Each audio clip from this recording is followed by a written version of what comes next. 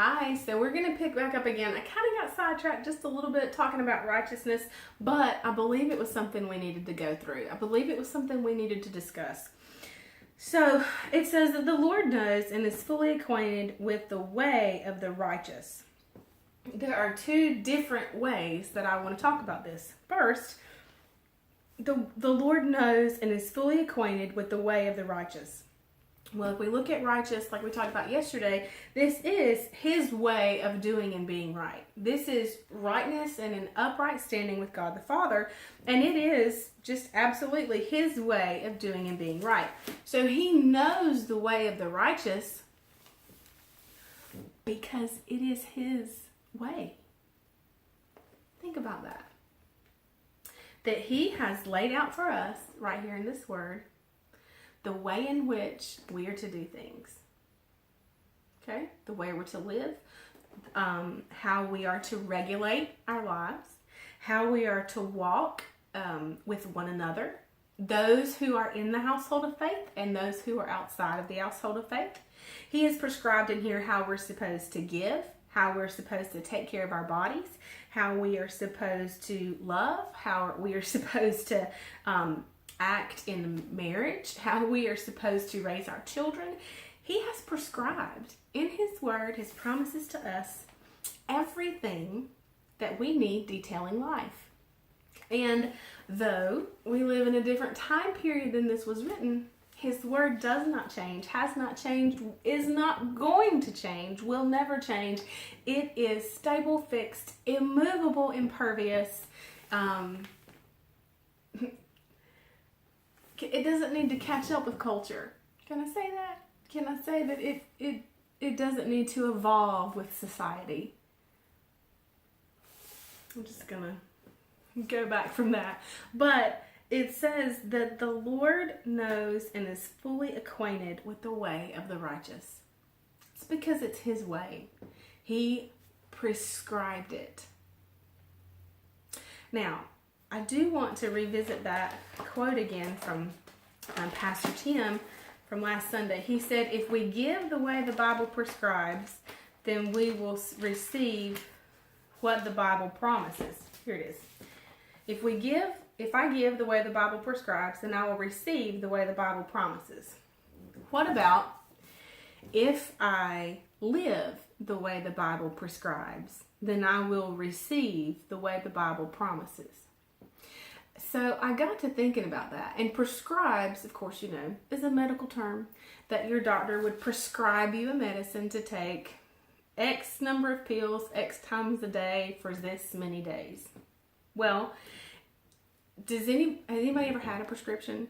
Did you follow the directions given by the doctor? Okay. He's an expert in his field, or he or she, an expert in their field, well trained, fully acquainted with the chemical components, makeup of the drug, and the disease state that you may be fighting, and how that drug will affect that disease state, and how your body will react to it. He's an expert, well trained. So if the Father gives us instructions on how to live, if he prescribes things for us because he's an expert in his field, well trained, fully developed, he knows you, he knows me, he knows our human nature, he knows how he created us to be, that by and through the blood of Jesus and his death and resurrection, we have been now restored to that unbroken relationship with God. He knows how our physical bodies react to things. He knows the tactics and plans of the enemy. So if he tells us, if he prescribes for us how to do something, do we do it?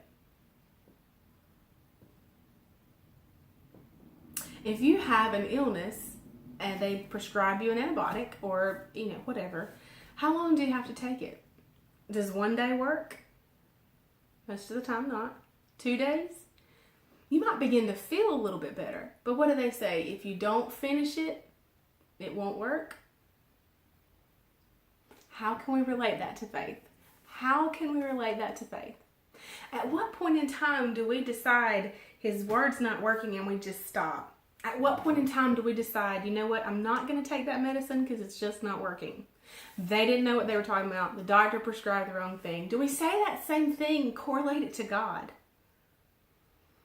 God doesn't know what he's talking about. I guess it wasn't for me. I guess I'm just different. I guess he doesn't want it for me. I guess are we special cases? If he's the same yesterday, today, and forever, and if he'll do it for one, he'll do it for the other. He's no respecter of persons as far as what he will give to one.